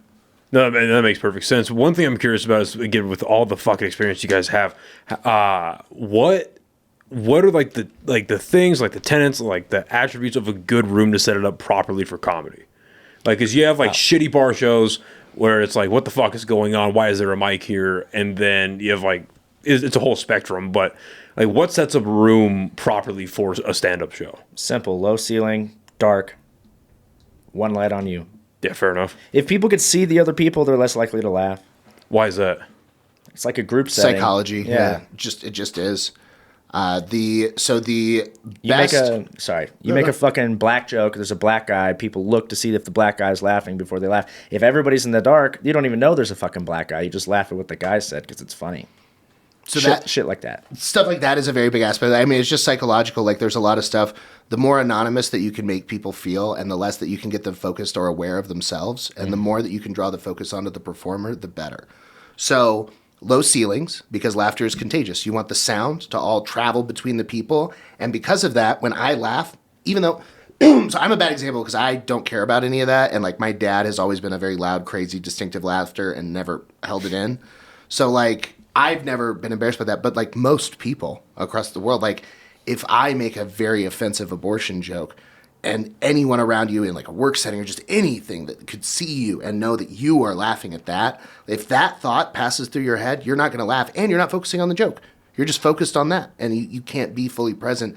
But if you are in pitch black, it's cold. So you're kind of like reserved and you're keeping in and all of your focus, cold is good because people can focus more, keeps them more alert. You get a couple drinks in them, so they're a little looser. 2 drink minimum is both helps business, but loosens people up. And then you get them close together, and it's dark, so they can't see anybody, and you get the low ceiling, so the sound is there. Now, when I laugh, not only is it amplified so that it sounds better for the performer, and I get the energy back on stage, you are less identifiable in the room. You're just part of this little glob of people over here. You're not that guy wearing that shirt in that row. You know? Right. So like all of those and that and having good sound is very important. Good sound quality is crucial. Being able to talk into the mic and it be crisp, clear, and everybody in the room hear it is important. And having good volume set on that, like that's a big thing. If you're blowing people's ears out or people in the back can't fucking hear you, then the set's dead. Right. So like sound engineering and the lighting, like we said, like having a light on you that is from an angle that is not going to blind you to the point where you can't see the audience at all, but also is going to illuminate you enough that they can all see you from any point in the room very, very well because your facial expressions are 80% of what you're communicating. And it's funny you bring that up because that's something that I'm learning extremely recently. Like I went up and did, because we have a bigger club. Hyenas here just opened up. Nice. Like this past like Valentine's Day weekend. Sick. But we have a bigger club in Rio Rancho, like the Bernalillo area, which is north of here, called Casaba's. And it's inside of a casino, but it's a really great club. I think it's like a 250, 300 seater-ish. Mm-hmm. And I did that for the first time. Well, I've done it once, but the first time I did it was it was actually the first weekend after the election. So that was a lot of fun. Yeah. But yeah, I got up on that stage and I can maybe see like the first 2 rows, but the lights were just fucking blinding. And but I was so well illuminated. Like I was just kind of like you were talking about that first 4 months in. Like, how the fuck did I do that? Right. That's exactly how I felt hosting that fucking show. I had no fucking business being. I have no business being up there right now, but it's certainly fucking a few months ago. But that was the best 10 minutes. Those 4 shows each were the best 10 minutes I've ever fucking done. And then looking back at the tapes of that, my facial expressions just, I don't know why the fuck I acted like that or why the fuck I leaned into the jokes better or what happened. But it's like changed my facial expressions and like my body movement really changed how the jokes hit and how they were delivered. It's like, oh fuck, I need to be more cognizant of that. That's insane. Now, granted, the volume wasn't great. Like the audience wasn't mic'd up very well on the footage, so it sounded like I was just dying up there. But like that's like the improv tapes. Like at Irvine Improv, the only mic feed is just the mic, and the stage is so big, and there's 500 people there, but it's literally. You almost have to like pump in, pump in crowd laughter. Because like there's laughter. Watch me be completely unfazed to bombing the 500 people. I was like, why does he look so confident? He's eating ass. Well, that's exactly. And it was fucked up because the feature that came with the headliner, he had a good camera and mic setup. It's like, oh yeah, dude, we just set that up out there. We'll get the fucking footage and we'll spice it together. It'll be great. But we were trying to find the right angle, and we fucked up when we set up the camera and we put it next to a damn pillar. And we didn't. So it's like it got like the left side of the room, but not the right. Like 50% of that audio is dead. Yeah. But just watching like because the club footage, the camera, phenomenal, perfect. They've got all of me, and just the audio. It's I look like I'm fucking floundering up there, and I'm like, no, I promised my friends I did well. Yeah. I promised them I did well. Oh man, I heard casino. Yeah. Where is this God damn it, don't establishment? Oh no. It's 40 minutes north of here, give or Is there a take. closer one? Not really, because all the casinos here are on fucking reservations. So like you've got that one's called Santa Ana, and that's about because the place we're gonna be at. If you'd known that, that's what we'd have been doing today, huh? You'd be a casino guy. Well, we need to get back up. I lost $700 at the fucking Hard Rock in Tulsa when we were there. Playing what? Blackjack. It was fucking ass. Yeah, it was very funny. He had a bad beat. It was also my fault completely. We were playing on this blackjack table where a 22, if the dealer hit a 22, it's a draw. Wait, what? What? Yeah. So I didn't remember that part. That's insane. Wait, Yes, there's only 3 possible ways, or 4 possible ways they could bust: 23, 24, 25, 26. Otherwise, if they had a 17, they're staying. So it's like there's only 4 possible chances for them to bust. And I was like, yeah, dude, $100 hand here, $100 hand here. Fucking, yeah, it was ass. Wait. How is that like It's just legal? a fun rule. That's it's like, hey, table their house rule. Yeah. What the? And because fuck? of the taxes in Oklahoma, Tulsa, you have baby. to pay $1 to play a game. So like you're getting like 50-cent pieces and shit. It doesn't matter, but casino. I heard casino. Yes, so that's it's 40 minutes north, and then we've got Isleta, which is about 25 minutes ish south of here. Well, this was a lot of fun, Noah. It was fun to be on improvised intelligence. I thought I said unimprovised. Dude, so like longer than that actually, maybe like 6 or 7 years ago, me and my buddies, we went to go out to Vegas to visit our friend out there, and we were out playing casinos. We were fucked up, and we're like, yeah, let's go play blackjack. But once we got to the table, like, oh, I don't know how to play blackjack, because none of us know how to fucking play. But then one of our buddies is like, I can do it, and he sits down, and he sits, and there's like a guy here and like 2 people here, and it's like 20 minutes later, these people end up leaving. So it's just my buddy, the one guy who's clearly a gambling addict. like so clearly into it. That's like fuck. It's like Is he wearing like a Logic hoodie or something? no, he was wearing like the thinnest gold chain, a wife beater, and then sorry, bud. I don't have a wife beater. I'm wearing a T-shirt I got for free. Yeah. And then just like the most torn blue jeans. And He only wears sweatpants, but they are torn frequently. hey, fair enough. And so anyway, so he's like gripping his fucking Jack and Coke, right? Like really, just his hands were like borderline shaking. He's like super into like watching whatever. And it's just some random guy or homie? No, it's a random dude. Okay. And then my buddy was here, and we're like standing off to the left of him. And I don't really understand. Outside of just the basics of blackjack, like I understand how like your hand affects the table or whatever. You're saying to this day you don't? right now. Yeah, right now. Oh. I don't gamble very much. I don't play cards very much. It doesn't matter. You're playing the dealer, so it really, really doesn't matter. It does a little bit if you're as playing far really as- shitty stuff. As No, far as a this, piece of shit will say that. Just Yeah. play your hand. So like it'll be like, oh, so for example, there's this comic that I know, Mike Hughes, and he came to open for me at a casino, and afterwards we were playing at this table, and I don't remember exactly how it went, but I didn't hit, and then he busted out, and then the next hand I get a blackjack, and then the next hand I get a blackjack, and so he was like, oh, if you had hit, I would have done this. Oh, okay, but 2 games later, because I didn't hit, boom, if I had hit that one hand, now it's not a blackjack for me, and it's not a blackjack for me, and the game is completely different. So it does affect a little bit, but the effect is going to happen no matter what, whether you hit or you don't hit. So Right. just play your fucking game, because it's going to unfold the way it's going to unfold anyway. You don't know what's coming next. So if let's say you're playing, let's say it's just me and you and Mike's the dealer, and I have a 14 and you have 20, right? And the dealer is showing a 6. I should not hit, but some people will hit, some people won't hit. But if I hit and I pull the 10, right? Boom, I bust out, and now you stay. The dealer then pulls, he flips over a 5 and then pulls over something else, right? That means that this guy lost, and he thinks that it's my fault because I took the 10 that the dealer would have hit and then he would have won. That's where people think it affects the game. But it doesn't matter what the fuck other people are doing. That's why I only pretty much play at blackjack tables where it's just me and the dealer. I will wait just so I don't have to, people aren't looking at me funny, and I'm not looking at them funny, because sometimes people play retarded.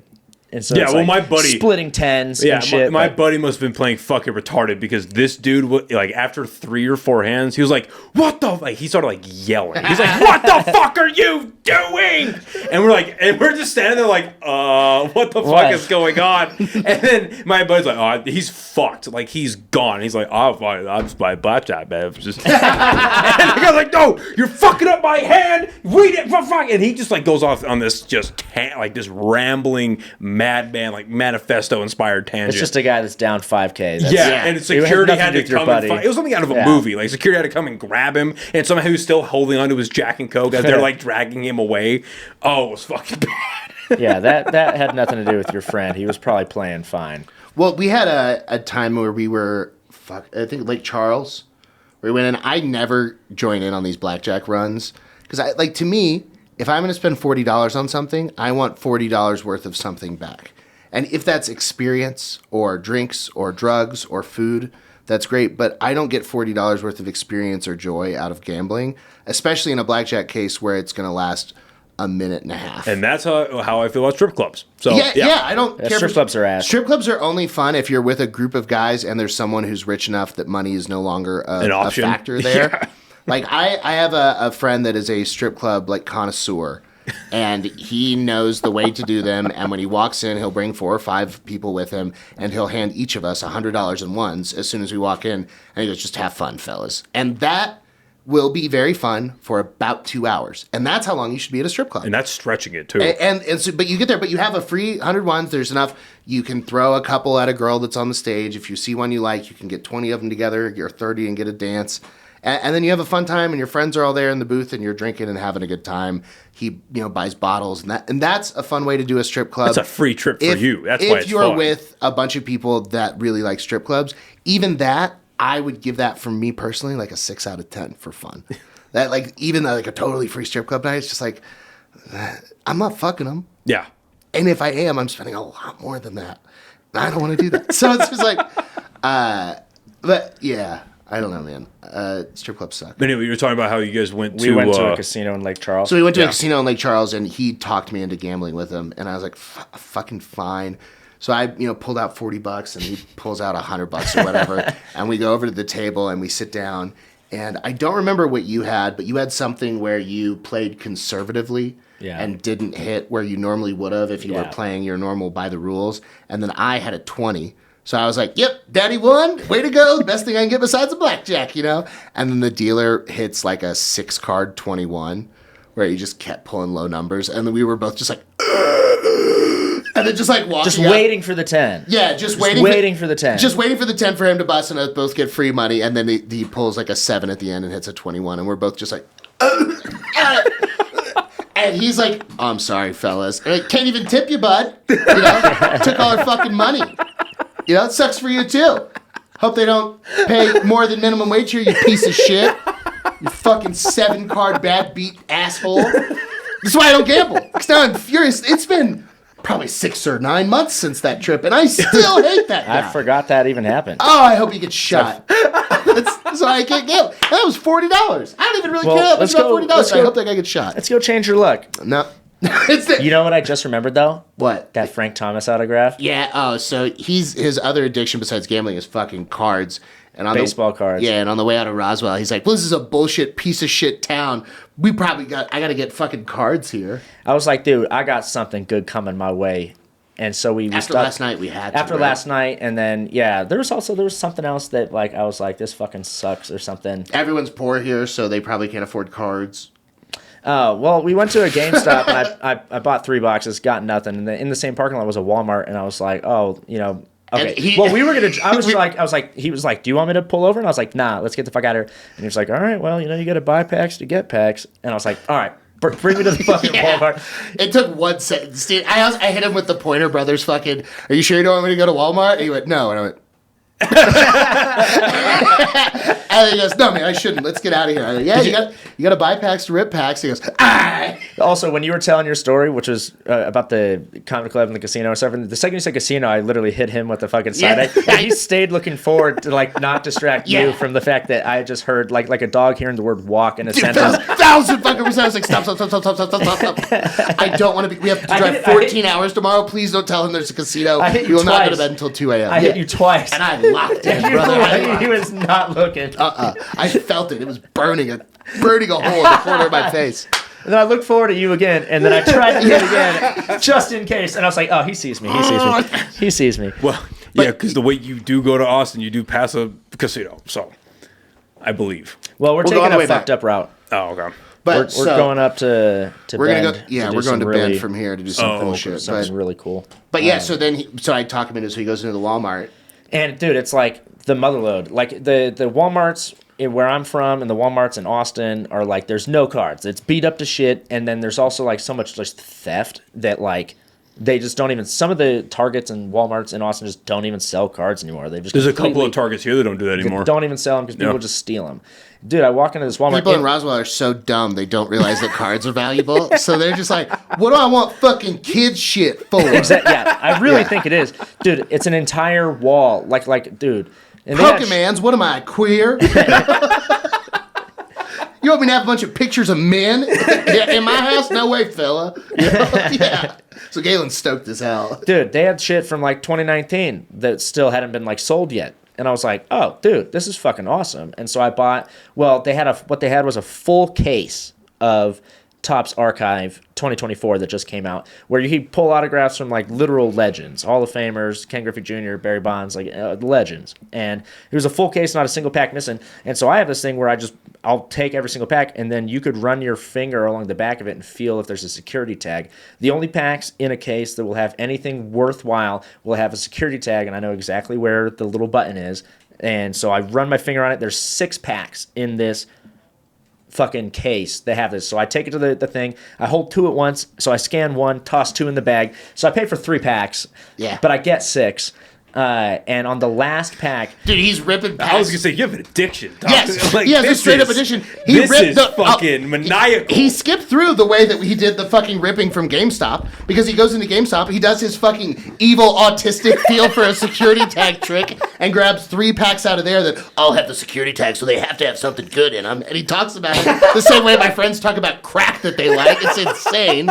And then he comes out and he's like, and just in case those don't hit, I got a box too because they say boxes got stuff in them. Like hangers are bangers. hangers are bangers, bro. That's what they say. Wait, what? Hanger boxes are bangers. There's Things that hang from the rack okay, instead of just sitting on there are for hangers. people watching that or baseball card fans. There are none of those. There There are no baseball card fans Bro. watching this podcast right now.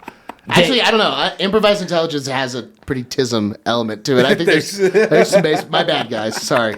Each product has different Pictures of model releases. trains crowd, not. Each product has different releases for the various, like sometimes a single dad can't fucking afford a $500 box of hobby cards. And so each product, so right now, for example, Series 1 2025 just came out. So they sell fat packs, which are $6. They sell blaster boxes, which are $25. These hanger boxes that are $13. And then you could go into, that's retail. Then there's hobby, where you could spend $150 and get, like 400 cards, and then you're guaranteed an autograph card in there.